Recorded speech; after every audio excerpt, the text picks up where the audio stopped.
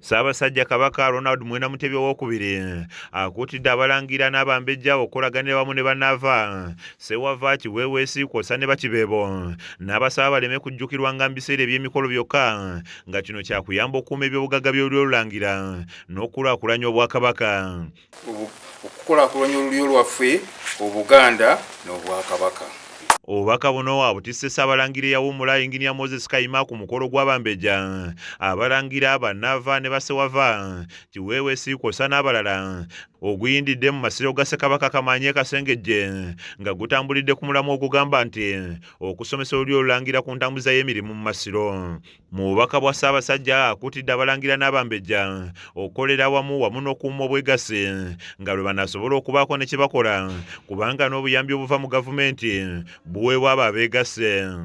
Ennaku zino enkulaakulana yeetooloolera nnyo bwegassi mu bibiina, obuyambi obuva mu gavumenti n'ebibiina ebirala butera kugenda mu abo abeegasse. Wano abalangira abambejja ne Bassewava abakulembeddwamu Ssewava Robert bennyamidde olw'ekibba ttaka ly'abalangira ekikyase ennyo ensangi zino kye bagamba nti kivudde ku abo abaagadde ennyo ebyenfuna nga bakolagana ne bakayungirizi b'ettaka wamu n'abo abalikuuma ekisaana okulwanyisibwa.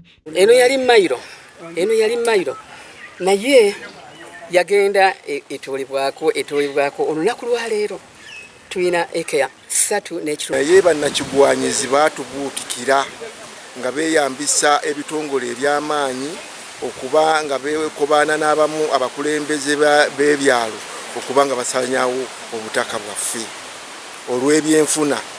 Si bulagajja bubu bwaffe kubanga tetulina mmundu tetulina ki, naye bannaffe beeyambisa ebitiibwa byabwe balina okulaba nga basaanyaawo ebyaffe. Ssaabalangira Musanje Ngobe Kikulwe yennyamidde olw'abantu abakyagendera ku bibungeesebwa ku mikutu emikwanira wala nga Kabaka bw'atafiibwako n'ategeeza nti abaagala okumanya ebikwata ku Kabaka bayite mu mikutu emituufu.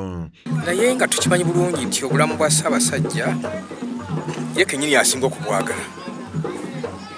Naye toyinza kugamba nti Ssaabasajja tafiiriddwako, ajjanjabibwa era alabirwa bulungi ate yennyini nga nannyini bulamu naye yasinga ffe kwagala obulamu bwe. Ono ayogedde ne ku abo abatandise okulumba amasiro ne babbamu ebintu okukosa n'ago agamenyeddwa n'asaba ekikwatako okunyweza obukuumi ku buli masiro gonna gye gali.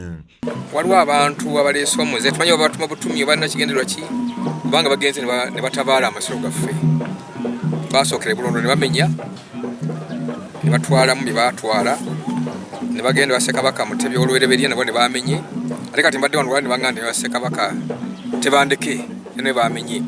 Gamba akola ekintu ekyalabika nti ali mu ffe naye tugezaako okulaba nti tuteekawo obukuumi obw'enjawulo. N'avakaana nga ye mutegesi omukulu agamba nti olunaku luno Kabaka yaluteekawo okulaba nga olulyo olulangira lweyongera amaanyi mu kunyweza obumu nga yeebazizza bonna abababeereddewo mu kuzimba olubiri luno olwa Ssekabaka Kamaanya. Ssaabasajja yasiima n'atongoza olunaku luno buli tuba tulina ttabamiruka wa bannaava ne Bassaava Bakiweeweesi ne Bakibeebo. Amakulu gaakyo nti kwe kumanyagana.